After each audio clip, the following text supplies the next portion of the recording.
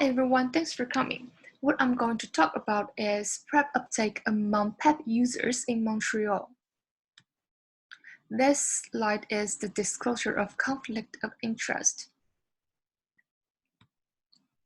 In 2017, Montreal signed up for the UNAIDS fast-track city target of 0 new HIV infections by 2030.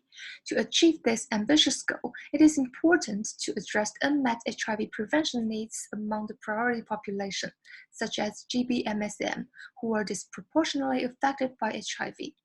Currently, non-occupational PEP and PrEP are two biomedical strategies for reducing HIV accession risk. Non-occupational PEP is implemented since early 2000, while in 2013, Quebec became the first Canadian province to recommend PrEP and fund it using public budgets.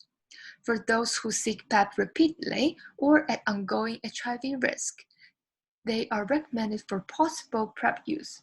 However, PrEP uptake among gbMSM with multiple PEP episodes is suboptimal, as evidenced by a previous study in Toronto.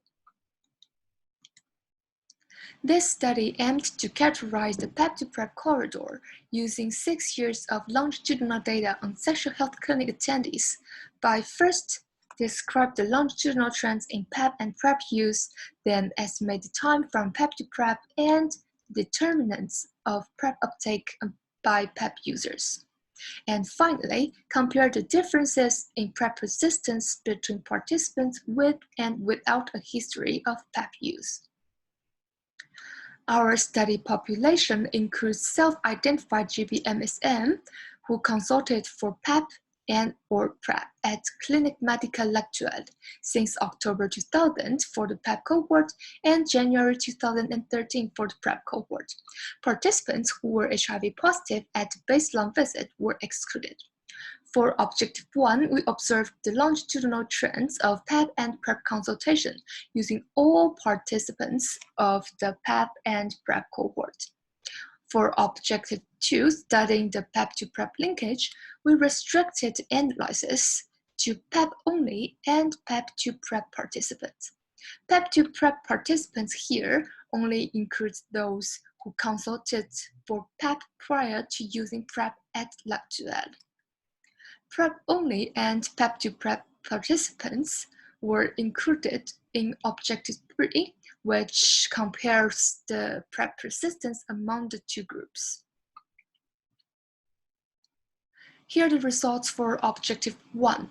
Between the whole study period, over 6,000 PEP consultations happened among 4,100 gbMSM and 3,200 PrEP consultations occurred among 2,800 gbMSM.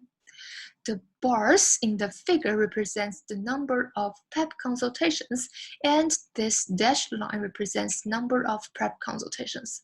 We can see a steady increase in consultations prior to 2016, followed by decreases in both the number of PEP and PrEP consultations from 2017 onwards. This simultaneous reduction can be explained by the emergence of new clinics specializing in HIV and provide similar services. Of the eligible PEP attendees, 31 had 2 or more PEP episodes, and 36% subsequently consulted for PrEP.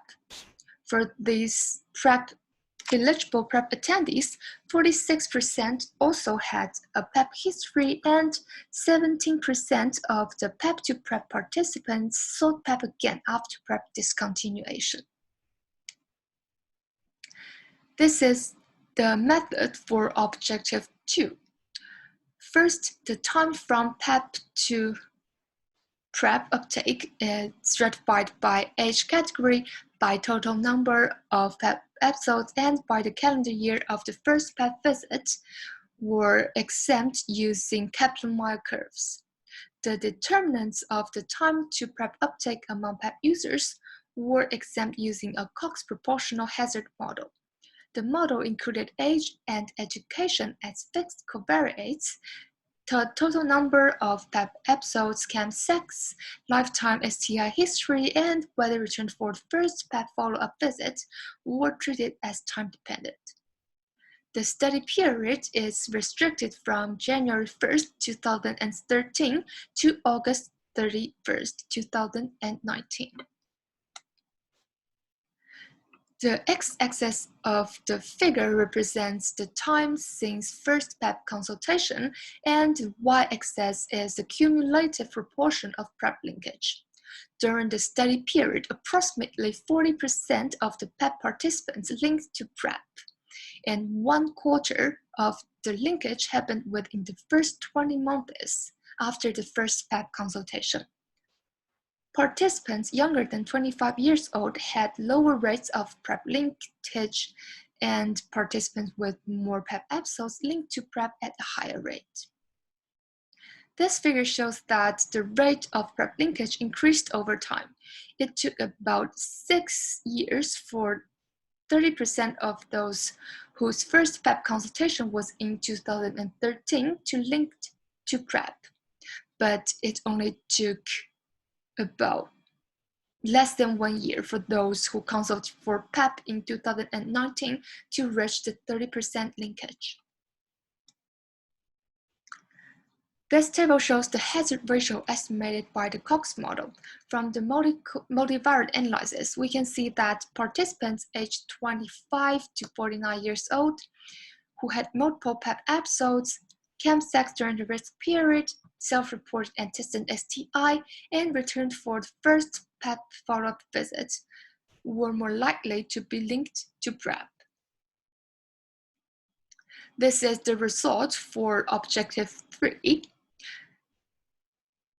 The figure shows the proportion of participants that persisted on PrEP comparing the PEP-to-PrEP and PrEP-only participants. We can see that basically the two lines are coincident, so we can say that PEP history does not affect PrEP persistence. However, our results should be interpreted considering several limitations.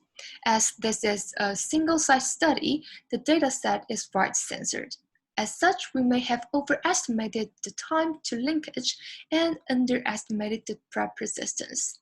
Additionally, we did not take into account ethnicity minorities, such as transgender women, which consists 1% of the total population in our cohort, and Black, Indigenous, etc. But on the other hand, the large sample size of our study enabled us to conduct subgroup analysis, and the 6-year follow-up period made it possible to capture the complete picture of PrEP use development and the impact of PrEP on PEP. Also, we had a robust quantification of the relationship between PEP and PrEP use among gbMSM in this Canadian setting. In conclusion, we found that over 1/3 of the PEP users were linked to PrEP, and the rate of linkage has improved over years. PEP participants aged 25 to 49 years who reported multiple PEP episodes, kept sex and tested STI, and those who returned for the first PEP follow-up visit were more likely to be linked to PrEP. Having a PEP history should not affect PrEP persistence. However, as 17% of the PEP-to-PrEP users sought PEP after PrEP discontinuation, future interventions should focus on increasing the PrEP continuation among people who are on ongoing risk of HIV. Finally, focusing the analysis on key populations such as gbMSM and transgender is important for the goal of Montréal sans sida. Finally, thanks these institutions for their financial support of this study, and thank you all for listening. Bye.